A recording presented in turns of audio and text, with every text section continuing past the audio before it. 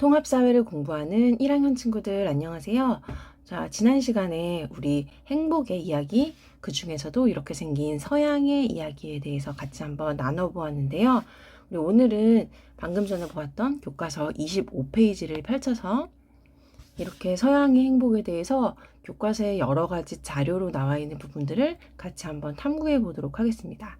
그 이전에 25페이지에 가장 중요했던 이 페이지죠. 암기하고 있는지 한번 단어들 확인하고 넘어갈 테니까 우리 복습의 시간 같이 가져보도록 할게요. 자, 선생님은 오늘은 빨간색으로 한번 해보도록 하겠습니다. 자, 우리 동양과 서양의 행복에 관한 이야기, 서양의 이야기고요. 먼저 시간의 흐름은 고대, 헬레니즘, 중세, 그리고 근대 이렇게 화살표는 이어졌습니다. 네, 고대 그리스에서는요.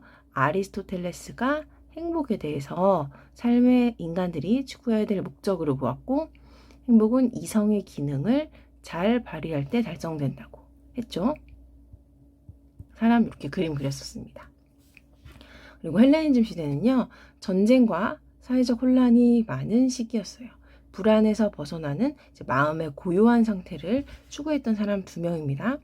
에피쿠로스 학파, 스토아 학파 두 팀이 있었고요. 육체의 고통이 없고 마음에 불안이 없는 평온한 삶. 그리고 스토아 학파는 정념에 방해받지 않는 초연한 태도로 자연의 질서에 따라서 사는 것을 행복이라고 보았었죠. 근대입니다. 의무론의 사상가 칸트, 그리고 공리주의 사상가 벤담과 빌 이렇게 두 팀이 있었고요. 의무론에서는 행복을 자기 자신의 복지와 처지에 관한 만족이라고 여겼습니다. 그는 인간으로서 마땅히 지켜야 할 도덕 법칙을 실천하는 사람은 행복을 누릴 만한 자격이 있다고 이야기했고요. 공리주의에서는 행복을 쾌락이라고 여겼으면서 삶의 목적으로 제시했습니다. 이들은 최대 다수에게, 많은 사람들에게 많은 행복을 가져다주는 행위를 할 것을 강조했죠. 쾌락을 가져다주는 행위는 옳고 고통을 가져다주는 행위는 그릇된 행위였습니다. 그래서 이 내용들이 교과서에 여러 가지 자료로 나와 있어서 선생님하고 교과서를 왔다 갔다 하면서 같이 살펴보도록 할게요. 우선 필기를 없애고 탐구하기 주제 밑에 나와 있는 25페이지에 아리스토텔레스가 들려준 행복 이야기 같이 보도록 하겠습니다. 자, 우선 필기를 해야겠죠. 자, 지난 시간에 우리 고대 그리스 함께 배웠던 학자입니다. 아리스토텔레스. 자, 행복이 최고의 선이라는 것은 누구나 다 아는 이야기이다. 인간이라면 누구나 그 행복을 추구한다 이렇게 얘기했었죠. 그런 행복에 관해 좀 더 살펴볼 필요가 있는데 그러기 위해서는 먼저 인간의 기능에 대해서 알아야 한다. 우리 배웠던 내용이네요. 인간은 3가지 기능이 있어요. 3가지 기능 한번 표시해 보겠습니다. 영양 섭취와 같이 생존에 필요한 생명의 기능. 이건 식물도 가지고 있죠. 식물. 감각과 운동의 기능, 이거는 동물도 가지고 있습니다. 정신의 이성적 활동을 가지고 있다. 근데 이거는요, 유일하게 인간만 가지고 있는 기능이네요. 그래서 이것을 이제 목적으로 본 거죠. 이 가운데 생명의 기능은 식물도 있으며 감각과 운동은 동물도 있다. 따라서 사람만이 지닌 특별한 기능은 바로 정신의 이성적 활동 기능이다. 그러므로 인간의 기능을 훌륭하게 수행한다는 것은 바로 이성적인 활동을 잘 수행한다는 것이다. 그런데 사람의 이성적 활동은 그 활동에 관한 알맞은 규범, 덕을 가지고 수행할 때 더 잘 수행할 수 있다. 따라서 선이란 덕과 일치하는 정신의 활동이다. 근데 우리 지난 시간에 고대 그리스는 공동체, 사회, 그리고 폴리스라고 하는 작은 소규모 국가에서 이루어진다고 이야기했었잖아요. 이렇게 공동체에서 덕이라고 하는 것들, 용기나 절제나 지혜, 그 공동체에서 덕이라고 하는 것을 잘 습득하고 잘 수행해야 그것이 바로 올바른 선이라고 이야기하는 것입니다. 한편 우리가 모두 이성적 활동 능력을 갖추고 있다고 해서 모두 똑같이 그 능력을 잘 발휘하는 것은 아니다. 똑같은 피리 연주자라도 피리 연주를 잘하는 사람이 있고 못하는 사람이 있는 것처럼 이성적인 활동이라는 것도 사람에 따라 정도의 차이가 있다. 그렇죠? 그러므로 참된 행복은 이성을 아주 잘 실현할 때 이루어진다. 행복하려면 인간이 가지고 있는 고유의 이성이라는 기능을 잘 실현할 때 이루어진다라고 이야기하고요. 책 이름은 아리스토텔레스의 니코마코스 윤리학. 아들의 이름이래요. 그래서 아들에게 들려주는 이야기 이렇게 되어 있습니다. 잘하셨어요. 내용이 어렵지만 우리 지난 시간에 배웠던 내용을 머릿속에 잘 확인하면서 기억하면서 읽어보면 될 것 같습니다. 다음 페이지. 교과서 26페이지를 펼치면요. 우리 교과서에서 배운 내용 중에서 지난 시간에 배운 내용하고 연결된 부분이 있어서 선생님이 같이 보도록 할게요. 우선 삶의 목적으로 행복을 보는 것, 그러니까 행복주의에 대한 이야기인데요. 자, 행복의 의미와 기준은 시대나 지역마다 다를 수 있다. 하지만 행복에 관한 사상들은 대부분 행복을 그 자체로 가치 있는 삶의 진정한 목적이라고 보는 관점에서 공통적이다. 이 부분 이해되시죠? 행복이라는 거를 그 자체로 추구할 만한 것이다. 가치 있는 것이다. 좋아요. 이렇게 꾹꾹 누르면 그것은 진정한 목적이라고 본다는 점에서 공통적이라고 하는 것이죠.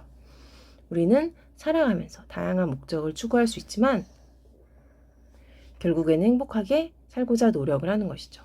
삶의 목적으로서의 행복은 제목이 그대로 나와 있습니다. 단지 하나의 사건을 통해서 느끼는 일시적인 감각적인 즐거움은 아니고요. 비교적 장시간에 걸쳐 자신의 삶 전체를 통해 느껴지는 지속적이고 정신적인 즐거움이어야 한다.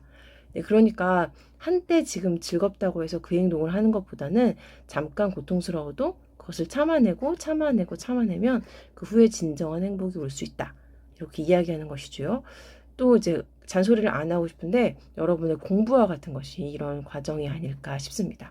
순간적으로는 하나의 사건을 통해서 기쁨을 느끼기도 어렵고 또 일시적으로 기쁘지도 않고 또 감각적인 즐거움도 없지만 장시간에 걸쳐서 조금 노력을 하면 나중에 정말 기쁜 일이 생길 수가 있죠. 또 어떤 삶이 행복한 삶인가 라는 질문과 답변에 따라서 한 사람의 삶뿐만 아니라 개인이 모인 공동체 그리고 사회의 모습까지도 달라질 수가 있다.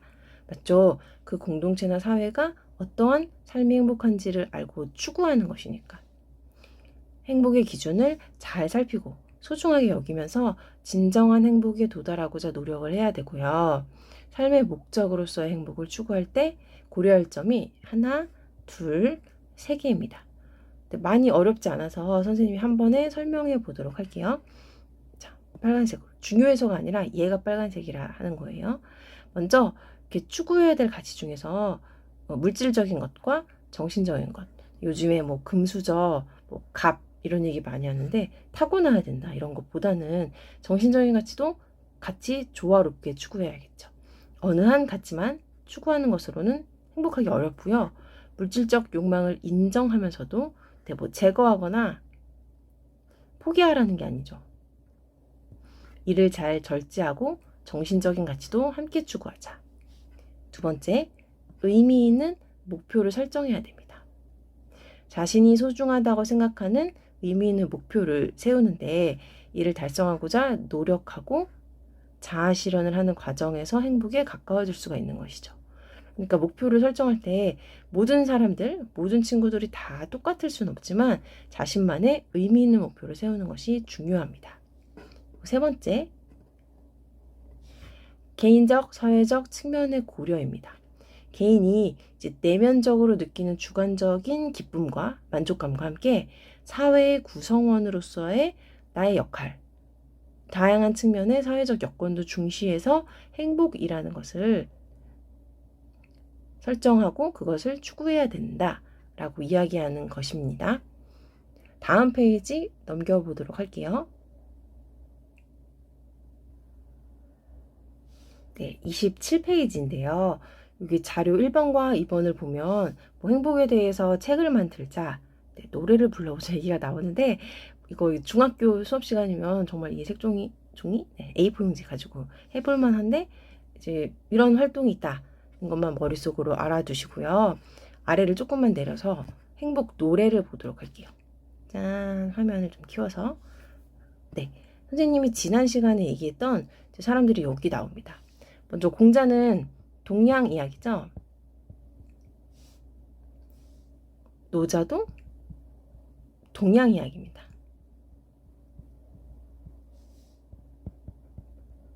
이렇게 쓰고요. 에피쿠로스, 네, 지난 시간에 배웠던 사람이죠. 서양이죠. 한번 같이 읽어볼까요? 언제였는지 기억을 해보면 고대 그리스의 헬레니즘. 우리 제목 외우기로 했잖아요. 전쟁이 엄청 많던 시기에 뭔가 평온하고 마음에 안정감 있는 상태를 유지하려고 했던, 기억나시죠? 우리의 욕망 중에는 공허하고 불필요한 것들이 있음을 명심해라. 욕구가 이제 여러 가지가 있는데 그것 중에 모든 것은 다 필요한 욕구는 아니라는 거죠. 호사스러운 삶의 쾌락을 멀리하고 소박한 식사와 물만으로 만족할 때 나의 몸은 상쾌하다. 네, 우리 기억나시죠? 에피쿠로스의 정신적 쾌락주의. 네, 쾌락은 그 욕구, 모든 욕구, 불필요한 욕구들까지도 전부 다 만족하면서 추구하면서 사는 것이 아니고 정말 필요한 조그만 빵, 그리고 물, 작은 규모의, 그러니까 대규모 집단이 아니라 친구, 산책, 독서, 네, 이런 것들로 충분히 정신적 쾌락을 누릴 수가 있다. 이렇게 이야기하는 학자들의 이야기였습니다. 27페이지였고요. 뒤로 또 넘겨보도록 할게요. 자, 뒤쪽은 이렇게 무슨 시나 글들이 나와 있는데요. 노래 가사도 있고요. 여러분이 읽어보면 마음을 따뜻하게 해주는 내용일 것 같아요. 네, 미술 좋아하는 친구들도 이 그림을 같이 보면서 해주시고요. 자, 이렇게 다음 단원으로 넘어가서 행복한 삶을 실현하기 위한 조건이 나옵니다. 여기에서 우리 34쪽으로 넘어갈 텐데요. 넘어가면 이제 마지막 단원이면서 이 행복한 삶을 살기 위해서 도덕적으로 성찰하는 자세가 필요하다는 내용이면서 우리 지난번에 배웠던 우리 행복과도 관련이 있어서 선생님이 오늘은 34쪽으로 넘어가서 여기를 먼저 하고 맞춰보도록 할게요. 조금만 더 힘내서 우리 1학년 친구들 공부 이어서 해보도록 하겠습니다. 선생님하고 같이 페이지 넘겨볼게요. 행복한 삶을 살기 위한 조건이 나오면서 이렇게 정주 환경의 이야기, 그리고 그림들도 많이 나오고요. 네. 그리고 경제적인 안정에 대한 이야기, 민주주의, 정치에 대한 이야기, 또 여기서는 탐구하기 사례가 나오고요. 도덕적으로 살아가고 성찰하는 자세, 여기를 펼쳐주시면 됩니다. 네, 선생님이 같이 한번 읽어보도록 할게요. 양심의 소리에 귀 기울이지 않고 선하게 살아가는 것에 관심을 두지 않는 사람이 있다면 그는 과연 진정으로 행복한 것일까? 행복한 삶을 실현하려면 도덕적으로 행위를 하고 성찰하며 살아가야 된다. 네, 행복이라는 것에 이렇게 착하게 선하게 살아가는 요소가 반드시 포함된다는 이야기입니다. 도덕적인 삶, 네, 도덕적으로 살아간다는 것은 자신의 삶에서 마주하는 여러 가지 문제를 도덕적으로 사고하고 느끼며 행동하는 것을 뜻합니다. 우리 뉴스에서도 많이 보지만 돈도 많고 공부도 잘하고 이런 사람들이 비도덕적일 때 우리 많이 실망하잖아요. 도덕적인 사고는 무엇이 옳은지 무엇이 선한지를 인식하고 판단할 수 있게 해주며, 도덕적인 감정이라는 것은 타인을 아끼고 배려하는 사랑과 공감의 기초가 됩니다. 이렇게 도덕적으로 사고하는 거, 생각하는 거, 도덕적으로 감정을 가지는 것을 실천으로 옮기려면 또 선하게 살고자 하는 의지가 있어야 된다고 해요. 그러니까 도덕적인 생각, 감정, 실천, 의지 이렇게 필요하다는 것이죠. 도덕적인 성찰. 잘못된 판단과 순간적인 기분에 이끌려 행동하거나 무엇이 옳은지 알면서도 실천하지 못하는 사람. 이런 일이 생기려면 성찰하는 자세가 필요합니다. 여러분들 행동할 때 뭐 생각 좀 해, 뇌 좀 거쳐 이런 얘기 막 하잖아요. 나쁜 말로. 생각을 하라는 뜻인데 그 말을 좀 거창하게 성찰이라고 표현할게요. 성찰이란 자신의 언행의 부족함이나 잘못이 없는지를 반성하고 살펴서 바로잡는 것. 나아가 자신이 살아가는 사회에 문제가 있는지 살펴보고 그것을 해결하려고 노력하는 것. 소크라테스는요, 이제 사람 이름이니까 외워보겠습니다. 지난번에 그 행복에 대해서 이야기했던 아리스토텔레스의 제자의 제자입니다. 그 다음 제자가 플라톤이고요. 네, 성찰하지 않는 삶은 가치가 없다 라고 하면서 도덕적인 성찰을 통해서 진정한 삶의 가치와 행복을 찾을 수 있음을 강조하였다.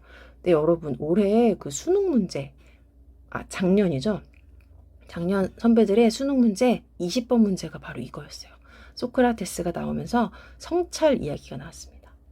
그러니까 생각하고 자신을 바라보고 내가 어떤 일을 하고 어떻게 생각하는지를 이렇게 점검하지 않는 사람은 살 가치가 없다라고 이야기한 소크라테스의 내용이 너무나 중요해서 우리 수능에도 출제되었습니다. 자, 다음 페이지로 넘겨볼게요. 도덕적인 삶을 살 때 행복과 어떤 관계가 있는지는 여기 최인철 님의 책 현재라는 책이죠. 한번 읽어보시고요. 다음 페이지로 넘기면 바로 교과서 35쪽인데요. 이렇게 볼게요. 선한 삶이 지니는 가치는 이라고 하면서 우리 교과서에서 배운 단원들이 한번 정리가 됩니다.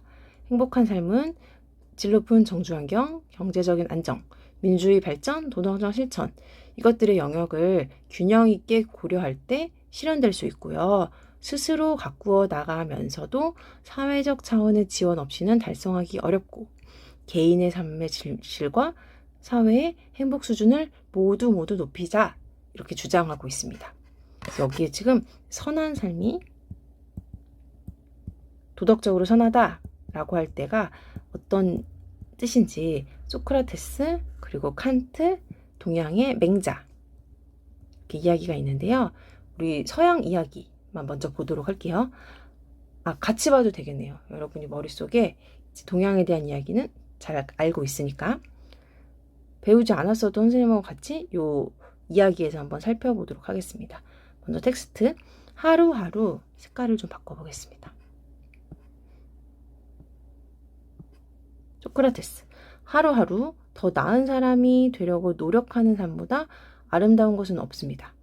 자신이 더 나은 사람으로 발전하고 있다는 것을 느끼는 것보다 큰 기쁨은 세상에 존재하지 않지요. 그것이 바로 제가 오늘날까지 경험해온 행복입니다. 네, 행복이 마땅히 추구할 것이면서도 이거 지금 사람들이 뭔가 깨닫고 생각하고 노력하는 거 보이죠? 인간만이 가지고 있는 이성의 기능을 활발하게 하는 것 말하고 있습니다. 칸트. 네, 생각하면 생각할수록 그 의무론 사상가였어요. 도덕 법칙을 세워서 그거를 잘 지키는 사람이 행복하다 이렇게 얘기했잖아요.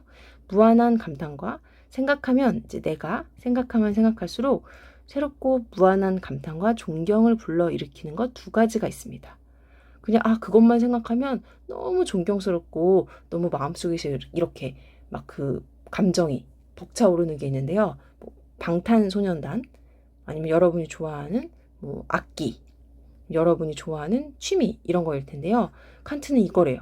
하나는 하늘에 반짝이는 별, 또 하나는 내 마음의 도덕 법칙입니다. 칸트가 이게 어디에 있냐면 본인이 이제 죽으면서 무덤에다가 이 묘비명이라고 하면서 묘비명 아시죠? 가장 내가 이제 죽을 때 중요하게 생각하는 말 이제 여기다가 넣고 싶어서 이게 바로 묘비명입니다.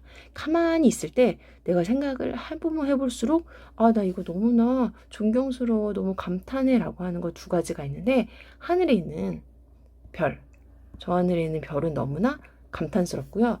내 마음속에 반짝반짝 빛나고 있는 도덕 법칙. 언제든지 인간이라면 이성적 존재이고 자율적 존재이기 때문에 도덕적인 상황에서 도덕 법칙을 세워서 의무를 지키며 살아갈 수가 있잖아요. 그쵸? 이게 너무나 감탄스럽다고 합니다. 다음 맹자 이야기. 네, 맹자 이야기를 지금 먼저 배우는 친구들도 요 텍스트에서 먼저 익혀보도록 할게요. 군자는 유교에서 이제 이상적으로 달성해야 될 목표. 진정한 즐거움으로 여기는 것은 인, 의, 예, 지가 아니라 마음속에 뿌리를 내려 그 기색이 아니라가 아니네요. 인, 의, 예, 지, 가 마음속에 이렇게 속으로 표현하겠습니다. 마음, 속, 인, 의, 예, 지, 가 있는 거고요.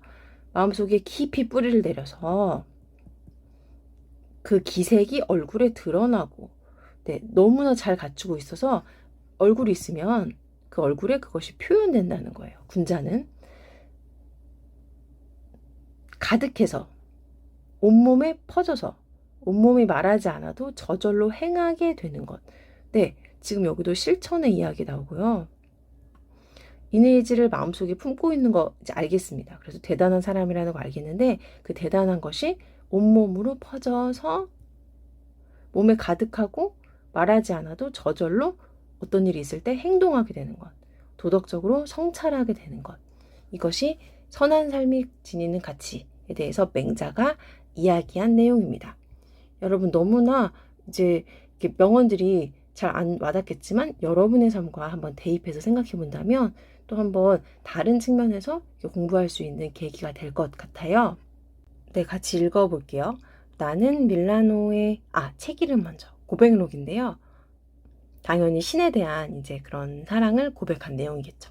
나는 밀라노의 수사학 교사 아우구스티누스이다. 수사학은요, 설득을 위해서 효과적으로 이제 정확한 언어를 전달하기 위한 기술이나 이론 같은 것을 연구하는 사람. 그러니까 이야기, 말 잘하는 방법을 가르치는 사람이죠. 어느 날 나는 수사학의 교사의 직무로 황제를 찬양하는 글을 바쳤습니다. 황제를 찬양하는 일은 수사학 교사에게 명예로운 임무이고요. 그날 황제에게 바친 송사에서 나는 숱한 거짓말을 남발하고 사람들은 내가 거짓말을 하고 있음을 알면서도 나에게 환호를 보냈습니다. 나의 양심은 가책으로 숨이 막혔고 불길처럼 타오르는 걱정으로 타는 듯 했습니다. 집으로 돌아가는 길에 거지가 눈에 띄었대요. 거지는 흥겹게 깔깔거리면서 웃고 있었습니다. 우연히 그 모습을 본 나는 묘한 충격을 받았죠. 나는 명예와 칭찬을 얻으려는 야망에 쫓기면서 무거운 짐을 끌고 다니며 살고 있다. 저 거지는 사람들에게서 구걸한 동전 몇 입, 행복감을 맛보고 있는데요. 대체 어느 쪽이 더 행복한 걸까? 라고 고민, 성찰을 하게 된 거죠. 크리스트교 교리를 체계한 체계화한 중세 사상가. 나 자신의 행복은 진짜일까? 모두가 형식적으로 박수를 보냈을 뿐인데 나 자신은 그걸 알면서도 어찌 그것을 원했는지 슬픈 생각마저, 서글픈 생각마저 들었답니다. 그러니까 자신에 대해서 돌아보고 성찰하고 있는 글이죠. 저 거지를 보라. 진심으로 즐기고 있지 않은가? 거지에게는 지위도 명예도 없으나 거짓 또한 없다. 그에 비해 나는 인상적인 행위로 사람들의 환심을 사려고 했기에 기쁨을 빼앗겨 버리지 않았는가. 거짓 행복에 매달려 살아온 내 삶은 거지보다 나을 게 없다. 이렇게 성찰하고 자신에 대한 글을 썼습니다. 네, 이 사람들의 내용을 잘 읽어보면 또 여러분에게 또 의미 있는 바가 있을 거라고 생각을 하고요. 또 중간고사 대비와 더불어서 또 여러분의 삶을 이렇게 글로써 풍부하게 했으면 좋겠어요. 자, 여러분 긴 시간 동안 너무 고생 많았고요. 우리 또 다음 시간에 만나서 같이 공부하도록 할게요. 정말 고생 많았어요.